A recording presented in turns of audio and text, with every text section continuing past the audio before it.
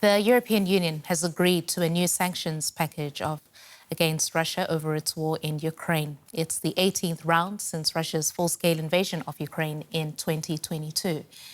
EU Foreign Policy Chief Kaja Kallas said the new sanctions include a lower oil price cap and the targeting of more of Russia's shadow fleet ships. These are used to circumvent restrictions on oil exports. Now, these sanctions were blocked for 2 weeks by Slovakia, which refused to agree with fellow bloc members over concerns it jeopardized Russia's energy sources.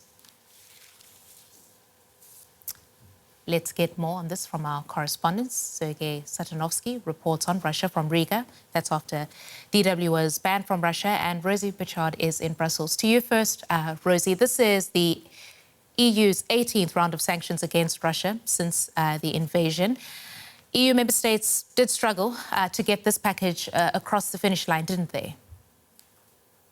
They absolutely did. As you rightly pointed out, Slovakia was the hold-up this time. Slovakia was complaining that a separate EU plan to, in the long term, phase out and ban all sales of Russian oil and gas here in the European Union would jeopardize Slovakia's own energy security. Now, it eventually did get on board after some reassurances from the European Commission around the potential measures to keep security on Slovakia's energy sources. Slovakia is seen as a country with closer ties to Russia, or certainly more critical of European support to Ukraine so far. But now Slovakia is on board. Here's what stands out in this package. So there will be more measures targeting so-called shadow fleet. So these are oil tankers which Russia uses to evade sanctions. There will also be notably a ban on importing Russian oil which is refined elsewhere. So this really impacts, for example, trade with India and with Turkey,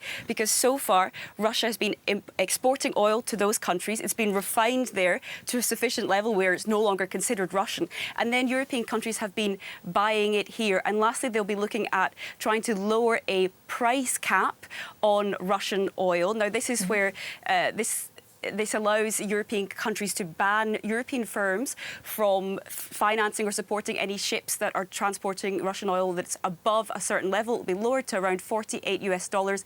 I'm told that's pretty hard to implement, especially because the United States is not on board. Sergei, to you then now, what impact is this latest round of sanctions anticipated to have on Russia? Well, it's not hard to imagine how the Kremlin would respond to that question. So a couple of days ago, even before these new sanctions were introduced, Russia's foreign ministry said the country sees these new sanctions packages as routine and that it can handle them. In reality, though, of course, there will be some disruptions. Russia is likely to have fewer shadow tankers, at least for a while. Dozens of banks are expected to lose access to the SWIFT payment system. Some companies may no longer be able to import so-called dual-use goods from abroad.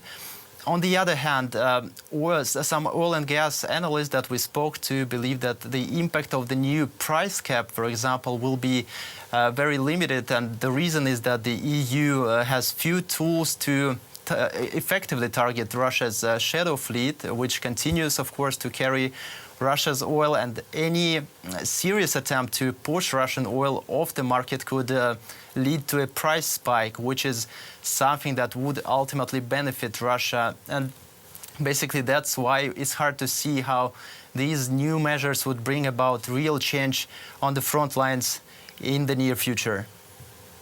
All right, thank you to both our correspondents, Sergei Satanovsky in Riga and Rosie Bichard in Brussels. Thank you both.